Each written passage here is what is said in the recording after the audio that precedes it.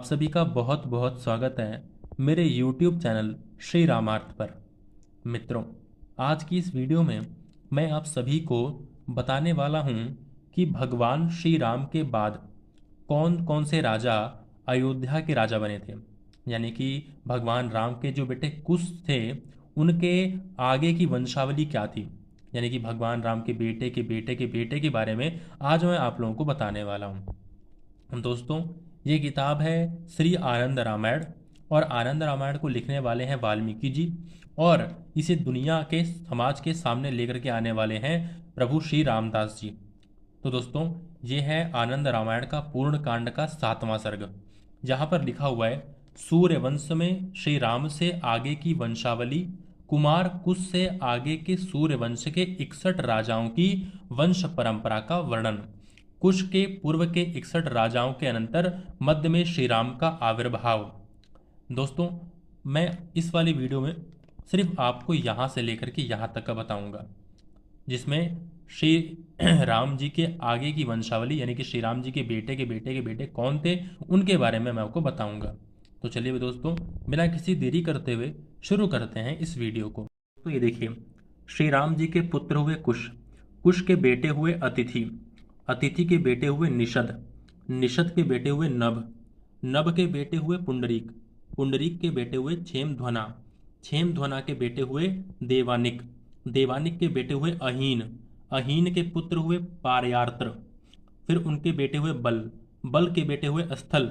स्थल के बेटे हुए वज्रनाभ, वज्रनाभ के बेटे हुए खगण, खगण के बेटे हुए विधृति, इनके बेटे हुए हिरण्यनाभ, हिरण्याभ के बेटे हुए पुष्प, पुष्प के बेटे हुए ध्रुव संधि, ध्रुव संधि के बेटे हुए सुदर्शन, सुदर्शन के बेटे हुए अग्निवर्ण, अग्निवर्ण के बेटे हुए शीघ्र, शीघ्र के बेटे हुए मरु, मरु के बेटे हुए प्रसूत,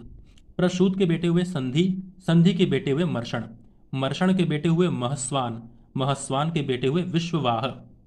विश्ववाह के बेटे हुए प्रसेनजीत, प्रसेनजीत के बेटे हुए तक्षक, तक्षक के बेटे हुए बृहदबल, बृहदबल के बेटे हुए बृहद्रण, बृहद्रण के बेटे हुए उरुक्रिय, उरुक्रिय के बेटे हुए वत्स्यवृद्ध, फिर इनके बेटे हुए व्योम, व्योम के बेटे हुए भानु, भानु के बेटे हुए दिवाक, दिवाक के बेटे हुए सहदेव, सहदेव के बेटे हुए वीर, वीर के बेटे हुए बृहदस्व, इनके बेटे हुए भानुमान, फिर इनके बेटे हुए प्रतिकाश,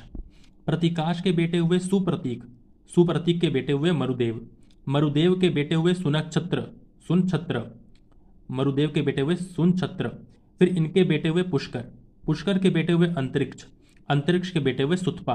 सुतपा के बेटे हुए मित्र, मित्र के बेटे हुए मित्रजीत, मित्रजीत के बेटे हुए बृहद्राज, बृहद्राज के बेटे हुए ब्रही, ब्रही के बेटे हुए कृतंजय और इनके बेटे हुए रणंजय, रणंजय के बेटे हुए संजय, संजय के बेटे हुए शाक्य, शाक्य के बेटे हुए सुद्धोध, सुद्धोध के बेटे हुए लांगल, लांगल के बेटे हुए प्रसेनजीत, प्रसेनजीत के बेटे हुए क्षुद्रक, क्षुद्रक के बेटे हुए रणक, रणक के बेटे हुए सूरत, सूरत के बेटे हुए तनय और तनय के बेटे हुए सुमित्र।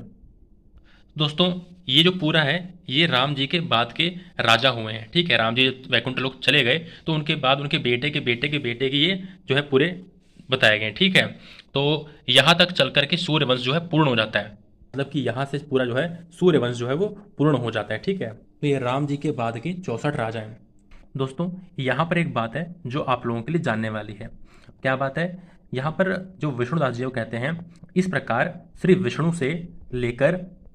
इस प्रकार श्री विष्णु से लेकर सूर्यवंश में 123 राजा हुए हैं। अब 123 कैसे हो गए?